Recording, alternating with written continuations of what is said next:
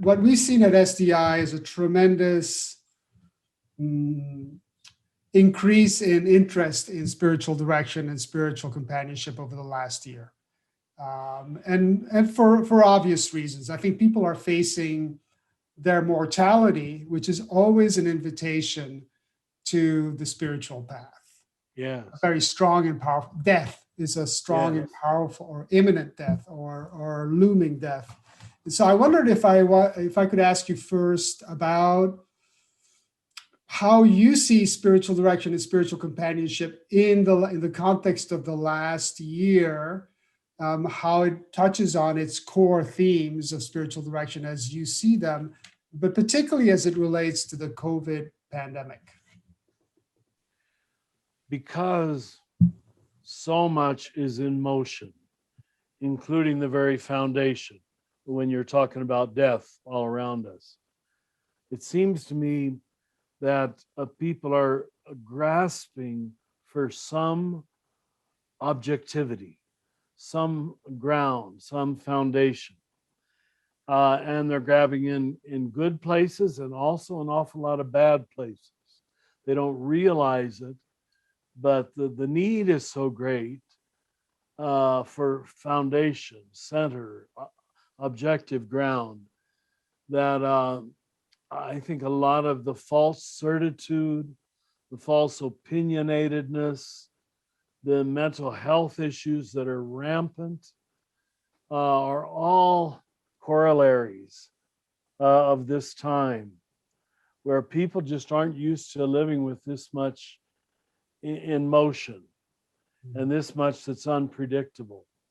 So there has been, in my experience too, more people asking for spiritual direction, more people just needing spiritual direction.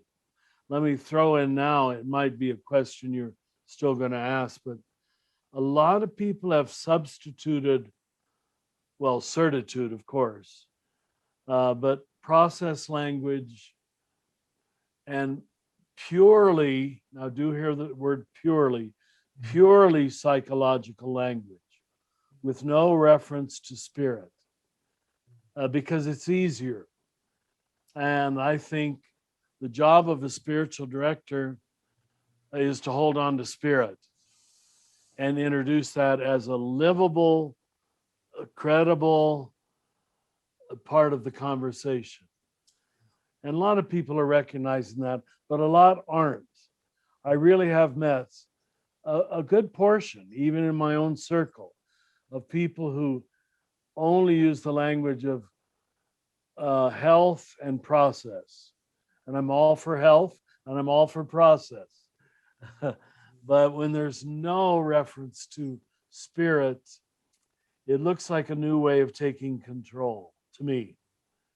You know, I'll ask a quick follow-up question, which is that the role of suffering and kind of tragedy and triggering us on the spiritual path, right? Yes. And most people, you know, there's the proverbial image of someone on their deathbed, finally, after a lifetime of denying God, saying, I think it's time for me to engage, which is a little late in the game. And so there's a lot of that going on right now, which is people are really struggling and suffering on so many different levels, including with issues like racial inequities, systemic racism, in particular with Black Lives Matter. Right. And so I wonder if you can address that dimensionality through the prism of spiritual direction, which is the sense that the world is kind of in a crisis mode that we haven't seen in quite a while. And the response of spiritual directors to that crisis across these various pandemics, the health pandemic, the systemic racism pandemic, the social inequity pandemic. You know, I want to narrow in on your fortunate use of the word systemic. Yeah. I wrote a book about a year or so ago on evil. What do we do with evil? And I reverted to classic medieval Catholic theology, which said there are three sources of evil: the world, the flesh, and the devil. And the first one was the world. And in our individualistic Western culture, we haven't pointed that out up to now. It's all the emphasis has been on the second level, the flesh, the individual sinner, the individual bad person. And especially this issue of racism is making a lot of us see that the only way a full racist, an unapologetic racist can emerge is in a, a culture of racism, a worldview, a county, a city, a state, a neighborhood, a church that already has agreed racism is good. And you can take all the capital sins, it's true of every one of them. We have to start with the world. That's the old fashioned word for that. It doesn't mean creation, it doesn't mean nature, it means the system. And I think it's really important that spiritual directors today broaden out the source of evil away from this merely taking on individual guilt, individual shame, and say, you do know you're a part of a racist family, don't you? Or a racist religion, our church. This is the one good thing I see coming out of this conversation, that people can speak about racism, just to use that one. Let me shift to the second part of this interview, Yes. which is to talk about spiritual direction and the spiritual path, right? And so you've been a spiritual director for a long time. You've been well steeped in it. And really the question that I wanted to ask is, why is spiritual direction always, possibly, hopefully, always relevant, no matter what stage of your spiritual development? Why is it so important to have that feedback mechanism that spiritual direction provides in our spiritual lives? Unless we have a mirror, and I think that's why most people are called a relationship, or at least solid community. We just are highly capable of illusion. We don't naturally confront our compulsions, our delusions, our shadow self. Now, that's not the only job of a spiritual director, but if he or she is well trained, they know how to do that in a almost indirect way. I know I had spiritual directors do it with me, not in an accusatory way, but just a questioning way. Do you think we could look at this, or so forth? And as you just well said, you need that at every step of the journey. And without shadow work, you don't go on to the next level of consciousness, stage of holiness, if I can use language like that. I know it's dangerous, but the ego will remain entirely enthroned in the name of religion. And you and I both know, at least I know I can say, some of the most egotistical people I've ever met have been clergymen. Mm-hmm. Mm-hmm.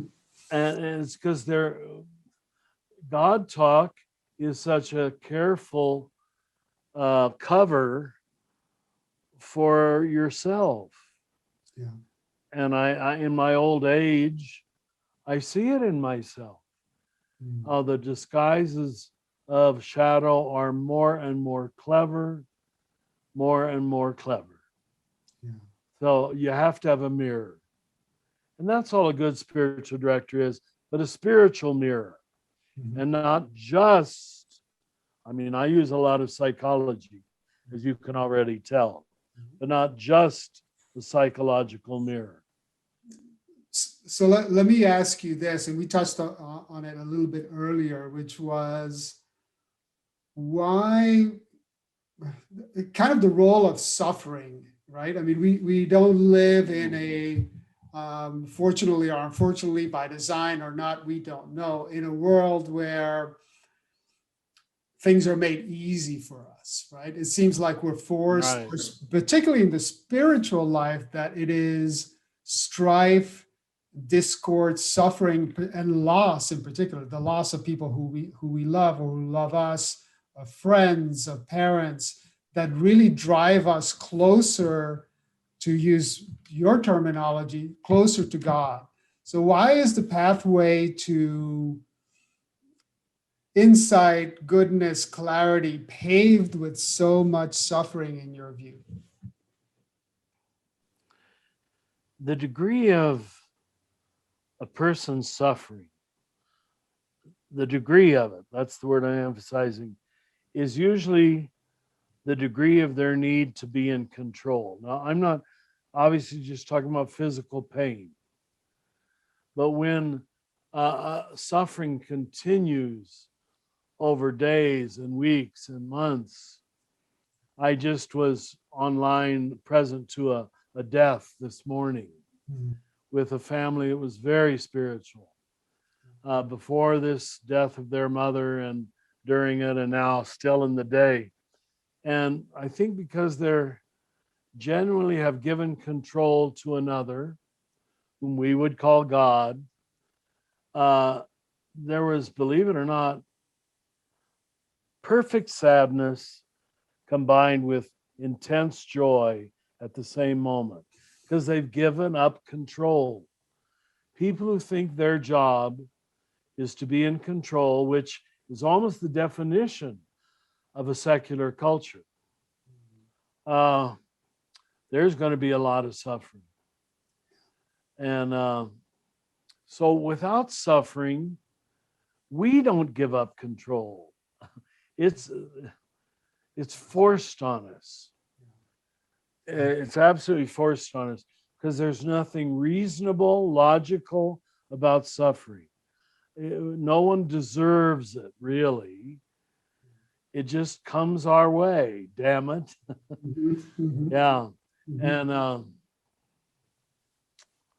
I think in many people's lives, who am I to say, but it has to come our way. Yeah. Or we don't recognize our immense control needs. I want to define my life the way I want to define my life. Yeah. Spirit can't let you get away with that, or you'll be a very small soul, a very small humanity. So suffering takes you outside of your comfort zone, literally, where you have to find a different meaning, a bigger purpose.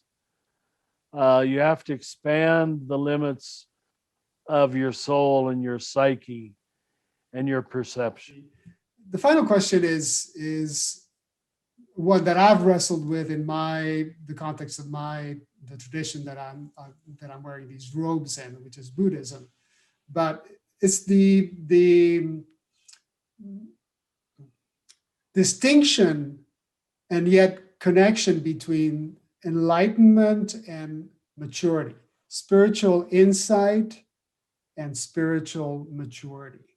And those two are not the same. You can have great insight into your place in time and space, Yes. across time and space, Yes. without having the necessary spiritual maturity to be able to live that out in a life of service to others, right? And we were talking a little bit about, you were saying how some of the most egotistical people are clergy. And we have this experience in Buddhism and Hinduism as well. Every religion. Every religion, right? You can't escape it because insight doesn't mean maturity. And in fact, the most dangerous people are the ones who have the insight, but not the maturity. Yeah. So I wondered if you could reflect on your thoughts from your perspective on not just how they're distinguished from each other, but how they might be intertwined. I bet you're familiar with Ken Wilber's distinction between stages and states, huh? Yes. Yeah. And everything you receive at your present stage. You receive it at your present stage of development. And that means you can have a high state of ecstatic union let's say with the divine, with love, but it still comes through a funnel into your wicked little soul. Forgive me. That's from some poet. I can't remember who it was. And it's a crucial distinction, because you can have big people, and by that I mean people who have been enlightened. And this is the brilliance of Buddhism, that it puts that front and center, whereas we put this poorly defined thing called salvation front and center. And it just messed up everything. Because you know that I think Jesus was talking about enlightenment too. Yes, I do. But we didn't let him do that. We had to make him into an answer giver. So this would be another theme that'd be worth talking about. But the Latin phrase that we were taught in philosophy, I'm going to impress you, I'm sure, with my Latin. Quid recipitur ad modum recipientis. And the professor would just put out his hand, and we'd all, those students, recite this phrase. It means whatever is received according to the manner of the receiver. It was so often applicable to what we were studying in philosophy that we had to memorize it. He would put out his hand and we'd all repeat it again. Little did I think, I was in my early 20s when I studied philosophy, and how useful that would be the rest of my life. Because it isn't what you say, it's the level at which you're understanding it, receiving it, which is the level you've grown up. And the level you've grown up, in great part, is how you've dealt with the sufferings that have come into your life.